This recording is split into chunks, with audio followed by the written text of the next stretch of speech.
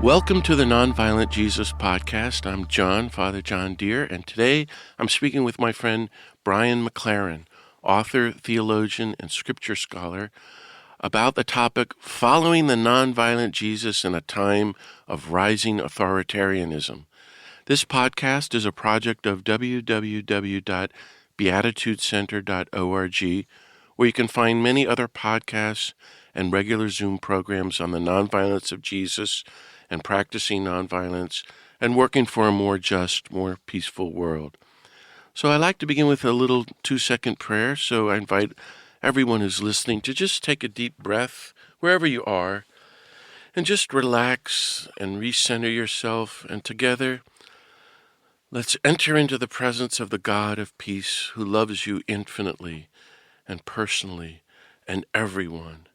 And let's welcome the gentle, nonviolent Jesus here with us and take a moment to ask for the grace to follow the nonviolent Jesus more faithfully and do God's will.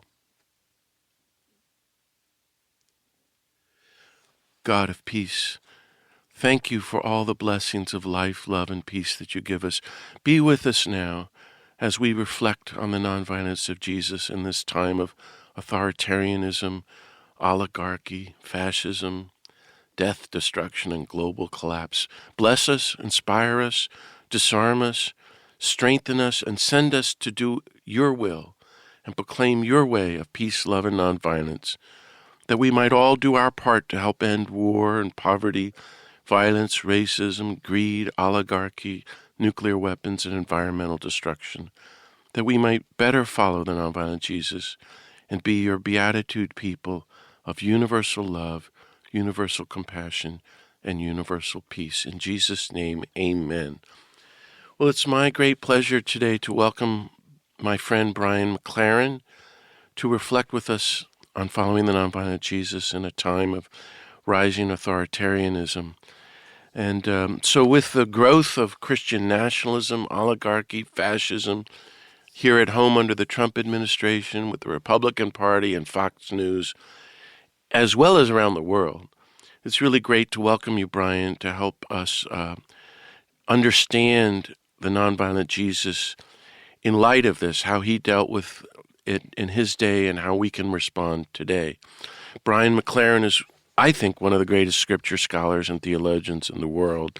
He spent 24 years as a pastor in a local congregation in Washington, D.C., and his life and ministry changed when, as a young evangelical pastor, he realized that he was called to be a follower of Jesus, not simply a follower of the Bible or a theological system or religious hierarchy. And wow, Brian, doesn't that make all the difference? For the last 25 years, that's why I identify with Brian. As an author, public speaker, teacher, and activist, he's been, quote, taking Jesus public. I love that, Brian. And exploring how the life and message of Jesus relate to issues of personal and public life today. That's why I'm so happy to welcome you to the Nonviolent Jesus podcast. Let me just give you a little plug about your books. Brian's Dean of the Faculty for the Center of Action and Contemplation. And you may not know, Brian, but we just had on Richard Rohr talking about his I just listened, and I loved the conversation. And then Brian has his own podcast called Learning How to See, and is co-host of Southern Lights. He's written a number of great bestsellers. Here are a few. Recent ones are Faith After Doubt, Do I Stay Christian, Life After Doom, Wisdom and Courage for a World Falling Apart, Everything Must Change, which is about the kingdom of God, Finding Our Way, about spiritual formation, and this great title, Why Did Jesus, Moses, the Buddha, and Muhammad Cross the Road? Now, Brian, it's hard to take you seriously with the title. That's just brilliant. Brian is a world-renowned speaker and lecturer in churches and conferences everywhere. He's married to Grace. They have 4 adult children, 5 grandchildren. He's coming to us from Florida, where he lives, and he has an amazing website with all his books. Do check it out. It's at brianmclaren.net. Brian, thanks for being with me today. Well, hey, John, I love any chance I get to be in conversation with you. And thanks for all those kind words. I fall far below them. So we should ask everybody to lower their expectations. Not at all. Brian, we're going to jump right into the deep end. So everybody buckle your seatbelts.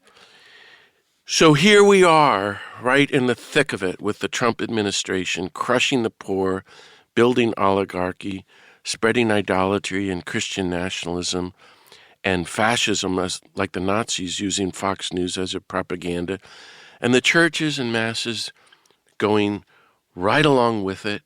Yes. And this has been going on, of course, for decades or centuries, but it's really coming to a head now. And basically creating disorder so that the 1% can get richer and the rest of the nation and the world can collapse. And recently, Brian, you wrote a second short ebook on authoritarianism called The Second Pandemic, which I haven't had a chance to see. So let's start with that. Tell us, what is authoritarianism, and what are your reflections from your book about what's happening?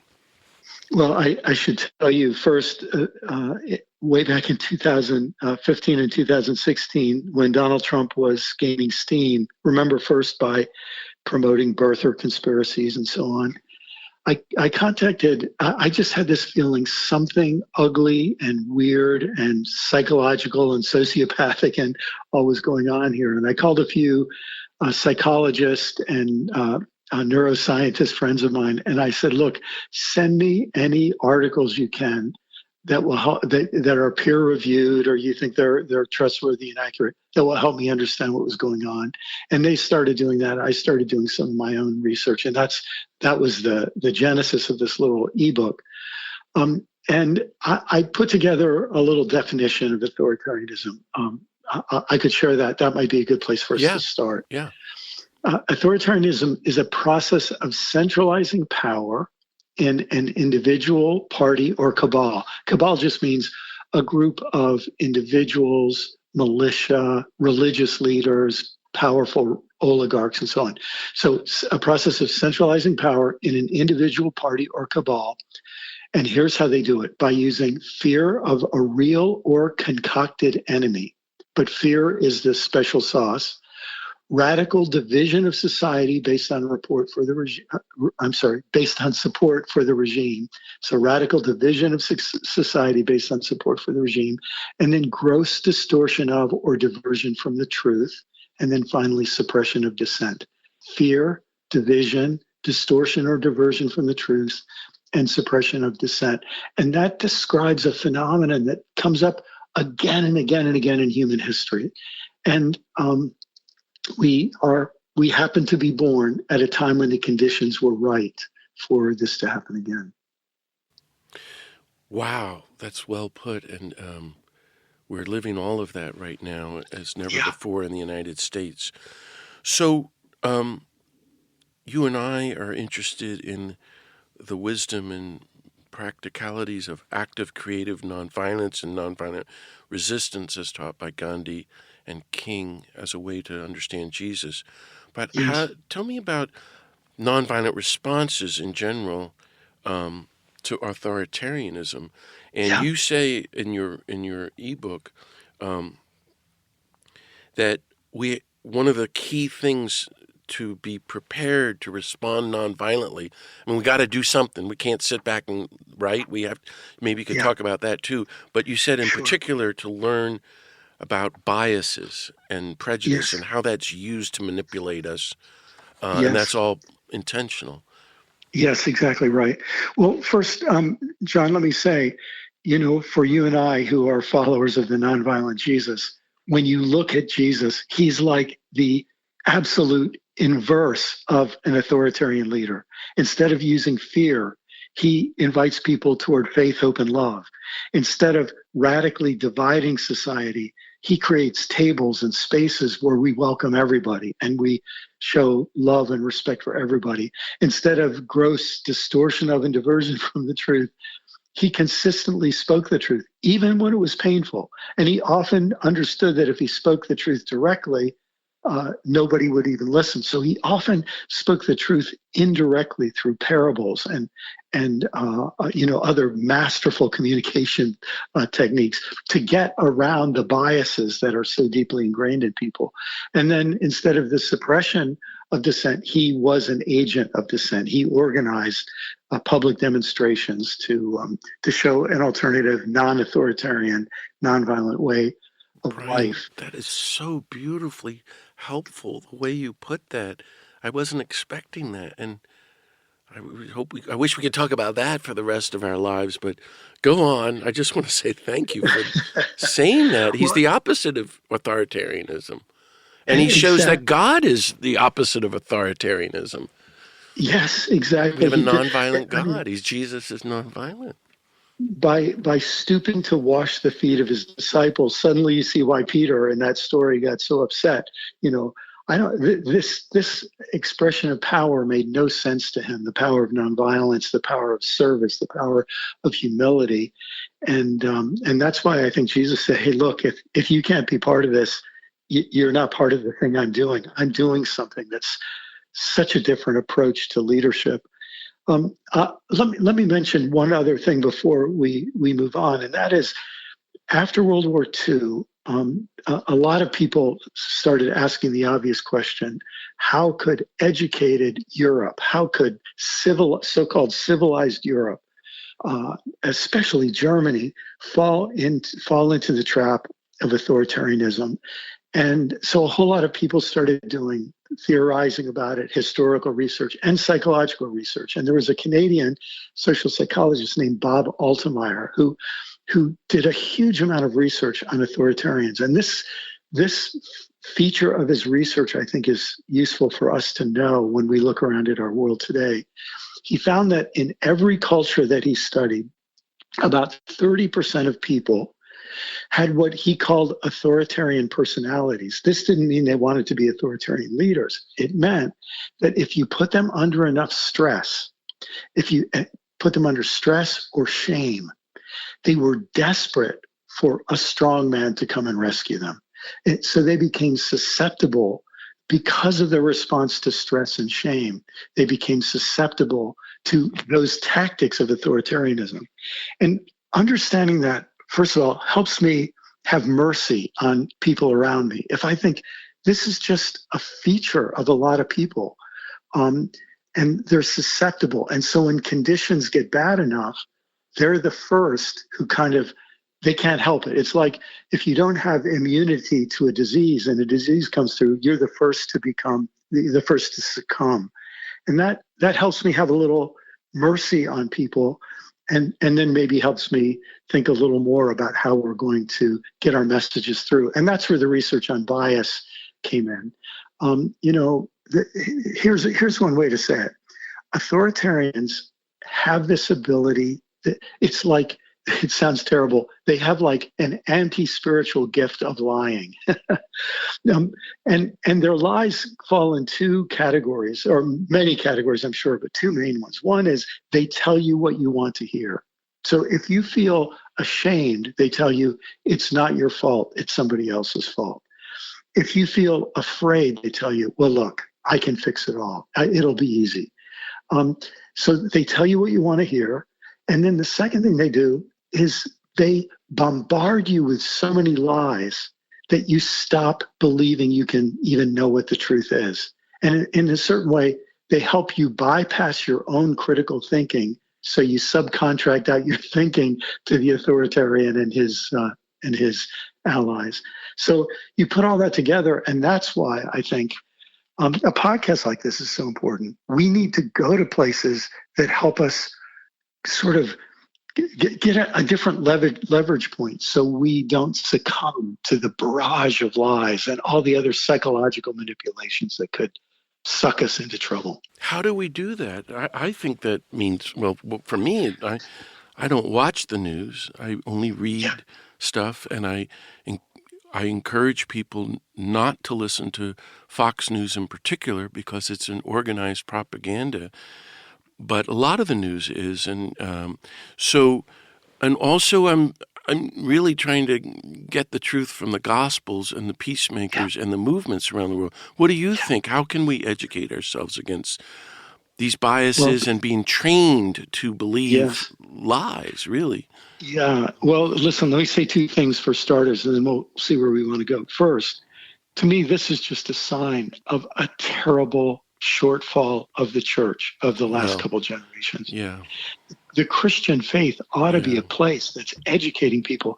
How many times did Jesus say, "You have ears, but you don't hear," I know. or "Take heed how you hear"? He Yeah, constantly told us that we ought to listen with critical thinking, with discernment, and our churches have just left us sitting ducks for this. Or often our churches, in a certain sense, have had their own form of religious authoritarianism that then sets us up for political authoritarianism. Not only that, but our current authoritarianism isn't just military and political leaders, it's also the world's most, the richest billionaires, the oligarchs. And so you put them in the picture and they control media, they own, they control the algorithms. And you just realize there is so much working against us. We need communities that will help us undo the brainwashing. Let's say it that way. And if we can find it in our churches, and sadly, many of our churches have just, they haven't shown up for duty. That's when we find suddenly what Jesus said makes sense. If two or three of you gather in my name, if you gather to be part of my work of peace, if you gather in the whole identity that I'm manifesting in the world, this anti-authoritarian identity, two or three of you get together, I'll be there with you. You'll be able to get some vantage points, some guidance, some comfort, some stability. And so that's what I think we need. And in some ways, that's what a podcast like this does. It creates a space in the privacy of someone's car or earphones where they can hear a different perspective. Well, you said where we go with all this, and so I want to spend our time talking about Jesus. But one last thought about all of this is, that I totally agree with you that I think the Gospel of John, which is written long after the Synoptics, actually kind of comes out and says it. Hey, the problem is not the rest of the world. It's you followers aren't doing what I'm telling you to do. It's the church. And John was Yes. trying to tell that. So I never could understand what happened in Germany and the Nazis, and I've been studying it too. And then you read Bonhoeffer and what he was up against with the Yeah. Protestant churches, or my friend Gordon Zahn, who wrote Yeah. an early book called German Catholics and Hitler's Wars. And I remember, Brian, my mom, when I was young, mailed me a picture she found once. All the Catholic bishops and cardinals of Germany around 1937 in full regalia with Hitler in the center, all wearing swastikas and all holding champagne glasses, and all of them with Hitler smiling. And that has stayed with me for my whole life because that's it. And all of Yes. that's playing out now in the United States, certainly in the Yes. Catholic Church, as the bishops and priests are blindly following this oligarchy. So, so there we have that, and you know, I guess I never really thought I'd live to experience that, like they did, poor Bonhoeffer and others suffered in Germany, and we're going through that, of course. Yeah. And so that's why I'm talking about the nonviolent Jesus and looking toward him, because I don't think there's any other way to Yeah. help us out of our insanity. So I guess my Yeah. question, and then do you agree with all of that? And then tell me about the nonviolent Jesus and how he responded to the Yes. authoritarianism of his day. You already did it well, but go to town on it. Yes, yes, yes. Well, yes, everything you said just resonates deeply. And that image of church leaders toasting or drinking wine and having a merry time with Hitler. Of course, we have seen so many corollaries to that in recent years, and they turn the stomach and they break the heart, and they just force us to say, you know, things. 5 years ago, 10 years ago, things were not as good as we might have thought because unsolved problems and unaddressed issues that took a long time to develop brought us to this place. So what we're experiencing now didn't pop out of nowhere. This is the Mm-hmm. result of unaddressed issues for a long time. So when I think about what happens here and what does the nonviolent Jesus, his life and teaching, say to us at a time like this, the first thing I'd say is we have got to find places where we can actually talk about the nonviolent Jesus. You might remember the Episcopal Bishop Marianne Buddy when she Yeah, my just called for friend. mercy. A Yeah. pretty Christ-like thing to do, right? Yeah. And and the people who most viciously attacked her were conservative Christians, right? And they called her names and called her of the devil and all kinds of things. So we have to realize it's not even safe in many of our Christian communities. And I think we're going to have to consciously find the people who we can speak freely with and who share a diagnosis of the trouble we're in. And not only do we gather to help ourselves keep sane and follow the nonviolent path, but it helps us go into the world with a spirit of nonviolence. You know, I live here in Florida where support for Trump is super, super high. But what I've noticed in the last couple of weeks, really, since the new year, and especially since the inauguration, I'm noticing people going out of their way to be kind. And I know these are the people who aren't happy with what's happening. I was at the Episcopal church that I attend Sunday, and there's an African American fellow who helps us with our sound, all of our sound equipment. And I noticed a number of white people came over and went out of their way to say hi to him and make a connection with him. And I thought to myself, as they're watching this ugly white supremacy be coddled under this regime, they know we're in trouble, and they're going out of their way to try through small acts of kindness to make a difference. And I think that's loving our neighbors is not a small thing, according to the nonviolent Jesus. Mm. Walking across the road to help the guy who's been thrown in the ditch is not a small thing. Mm. And so I think those become ways that we begin. There's a lot more we could say about resistance and so on in times like this, but and I think we all have to be preparing ourselves for. I think we have to let some of the worst case scenarios run through our minds, as miserable and horrible as that is, so that we can say, if that starts to happen, what are we going to do? And yeah, and that's where having some people to talk about this together really makes a difference. Well, tell me just a couple of, you said that beautifully at the beginning there about Jesus, that little summation. A few more concrete, any more things about Jesus, whether things he said, his teachings, or his examples that we can use to respond non-violently to this rising authoritarianism. Yes. Well, we already spoke about Bishop Marianne Buddy, and what we all may find, we all might not have a stage like she had that day that was televised and so on, but we will find places where someone says something shabby, someone says something racist, someone says something harmful, and if we're prepared at that moment, we can just speak up. I try to give people a little script that I think can help even the least experienced and least confident of us have a starting place. And that is when we hear someone say something harmful about our immigrant brothers and sisters, or something harmful about people of a minority race or religion, or heartless and callous about Gaza or something like that, that we just say, hey, I need you to know, I see that differently. My little 5-word script is, wow, I see that differently.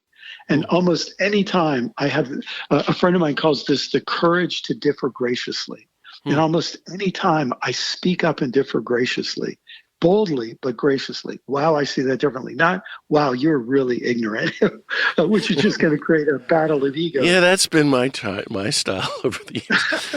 That's beautiful. Wow, I see that differently. That's very helpful and nonviolent teaching. What else, especially from Jesus, do you see that we could try? Well, and this is where when Jesus says, "Let your yes be yes and your no be no." Sometimes we Yes, just have yeah. to be clear. It's as simple as raising our hand, or as you're saying, "I need you to know I don't go along with that. I need you to know I see that differently." Almost always, people will then follow up. Well, what do you mean? And here's something I've learned in private social situations. If there's a group of people witnessing a conversation or a confrontation like this, the person we're standing up to or standing up in opposition to what they've said, they're now going to perform. And it won't be a good opportunity for real communication. It's an opportunity for this person to perform and show how he's a good soldier of his cause. So what I often will say is, the important thing is, I need you to know I see it differently. If you're interested in knowing why, or then you turn to the other people around, or any of you, just ask me in private, and I'd love to tell you. Now, sometimes a public confrontation is necessary, as with Bishop Buddy, but often when people come to us in private, so many of Jesus' conversations, they happen in private. Because if we really want to help people change, sometimes we need them to take the first step to come to us and to not be performing for others. I suppose that's why Nicodemus came to Jesus at night in the Gospel of John. He had to get out of the performance mode, and so there could be a real connection. That's brilliant. Okay, I want to ask you about the public mode then. And so I am talking with you now, and then the following podcast will be with our friend. We're going to continue this theme with our friend Shane Claiborne, and then I'm going to do a podcast on Luke 10 as a way to respond. And so I want your thoughts about that. My take is that Jesus is, Brian, I always joke in public, Jesus thinks he's Gandhi. He thinks he's Martin Luther King. I don't know if I'm allowed to say that. But anyway, he's doing all this great stuff, and he's doing the one-on-one, but he really wrecks it. It says in Luke 9, verse 51, he turned, and the verse is, he turned and set his face to Jerusalem. Like, okay, I'm dealing with this. And then he forms a movement according to Luke 10. I send 72 ahead, lambs in the midst of wolves. You're to speak out about the coming of the reign of God. It's a movement. Just like Gandhi's Salt March, he gets to Jerusalem, he breaks down sobbing, and he doesn't give up there. He then goes in and does nonviolent direct action, civil disobedience in the temple. You're going to be killed in 24 hours, and he is.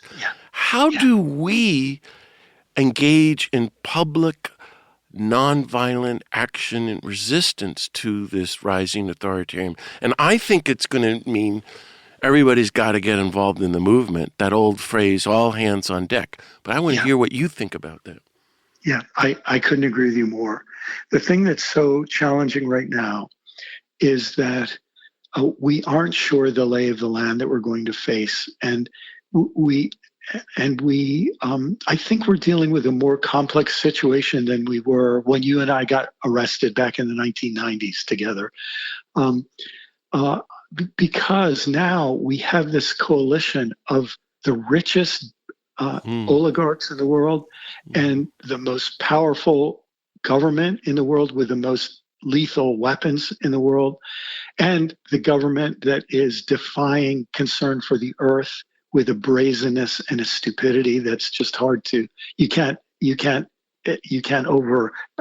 estimate what the damage that's going to be done to the earth under this administration. So you put all of that together, and I think we're all going to have to keep our eyes open and listen for the people who are organizing. And anything you organize, I want to be part of, because I trust you so much. And those of us who are organizing together, and we're going to have to keep our ears open for the right time to do the right thing. That's there beautiful. are times when Jesus is in the middle of a huge crowd and he disappears from the crowd. I think he knows this is not the right time for me to get killed quite yet, and it's not because he's afraid. It's because he has a strategy. But when the time comes, he goes to Jerusalem and basically says, okay, this is it. This is time for the life or death confrontation. So you mentioned the church and the failures of the church, and I put it down to very, very clearly year 315, Constantine the emperor theoretically converts and makes Christianity, which is an illegal, underground, evil movement as far as the empire is concerned, Yes. makes it Yes. legal, says you can no longer have to practice the Sermon on the Mount and nonviolence. You can all be Roman soldiers. And the next thing you know, we got the just war theory, and here we are. Well, a lot of good people there's people still staying with the Yes. church, like you and I. Yes. And you've been doing this for years. And in light of all this, my question would be, what can people do to help their local church and even the broader church move more toward the nonviolent Jesus? And Yes. I never heard anybody talk about that beautiful teaching, 2 or 3 are gathered. So any other thoughts for good people who are staying in the church about what we can Yes. do now to help move the Yes. church? Well, let me give a couple very specific things. I was a pastor for 24 years. If you go to your priest or your pastor in private and without making threats, and with the most compassionate art you can, to go to your priest or pastor and say, could you give me an idea of where you stand in what's going on with our government right now and with this resurgence of white supremacy and this carelessness toward the poor and this cavalier attitude toward the earth and so on. Could you give me an idea of where you stand? And the priests or pastor and say to them, I'm not going to judge you. I just really want to know, right? And then the priest or pastor might say, well, where do you stand? And then you can share. What that allows you to do is to say, and you might even say, listen, if I were to try to organize people in our church to be thinking about this and facing these issues, for example, they might say, I'd like to use Father John Deere's book on the nonviolent Jesus and his reading of the Gospels for a book study, or we'd like to listen to John Deere's podcast and have a discussion on it every week or something like that. Would that be okay with you? What would be ways like, could I organize this through the church, or should I just do it privately with some friends? In other words, you don't give the priest or pastor permission to tell you what you can or can't do privately, but you can see how much room there is for you in the church. If I were a pastor and someone came to me with that spirit, it would do a couple of things. It would let me know first, if I'm not happy about what's going on, I have somebody here who could back me up, and maybe I'll have a little more courage. And if they aren't going to be supportive, it just lets you know you're going to have to, obviously you work through your network of relationships. It just won't be able to be formally through the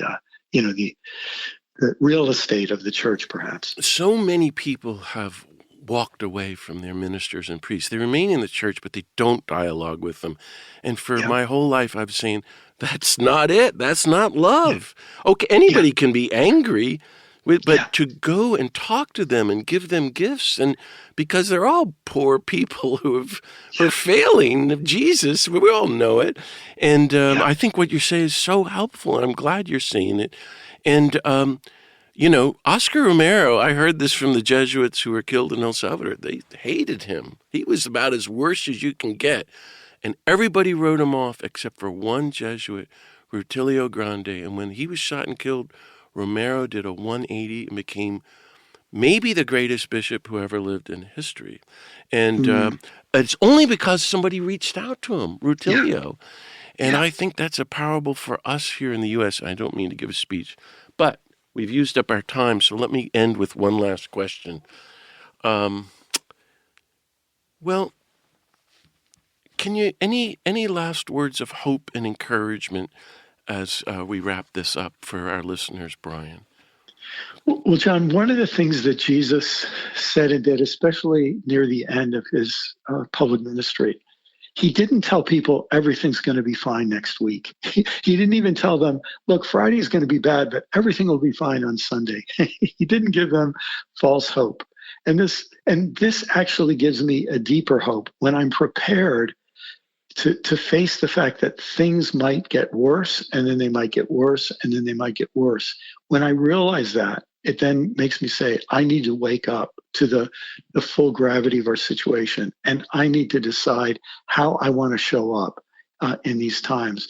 And to me, that's the deepest question that here at my age, I'll be 70 soon, and I just keep finding myself saying, how do I want to show up? This is my one and only life. How do I want to show up? and that and just asking the question helps us be decisive and proactive rather than fearful and reactive. And of course, if we've committed our hearts to the nonviolent Jesus, then of course we now have a direction where we've set our face to go in as well. Wow, that's so beautiful, Brian. Thank you so much, Brian McLaren, for speaking with me today and encouraging all of us to commit our hearts, like more than ever now, no matter how old we are, to the nonviolent Jesus and the will of God, and just say, right, we're getting on with living the gospel. So thanks, friends, for listening to this podcast, and you can hear more podcasts and find other upcoming Zoom programs at www.beatitudecenter.org. And please consider offering a donation to support this free work. And if you can, please leave some positive feedback or review at NCR or Apple or Spotify or whatever platform you use. Join me next week as we continue these questions and themes with our activist and lecturer, our great friend Shane Claiborne. May the God of peace bless everyone. Keep on following the nonviolent Jesus. See you all next time.